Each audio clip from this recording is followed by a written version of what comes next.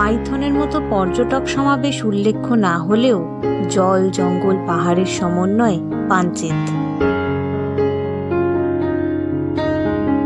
ভৌগোলিকভাবে এই ড্যামটি ঝাড়খণ্ড রাজ্যে সীমাভুক্ত হলেও সাধারণ মানুষের জন্য আলাদা কোনো রকম বিধিনিষেধ নেই এই ড্যাম ঘুরে দেখার জন্য।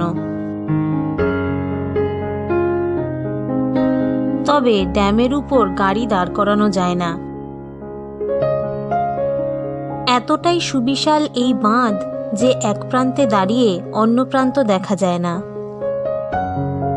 আমাদের সাথে নতুন নতুন স্থান ঘুরে দেখতে আপনার যদি ভালো লেগে থাকে তবে অবশ্যই ট্যুরিস্ট ডেস্টিনেশনকে সাবস্ক্রাইব করবেন।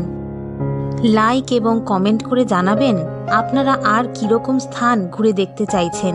আমরা অবশ্যই চেষ্টা করব সেই স্থান আপনাদের কাছে তুলে ধরতে।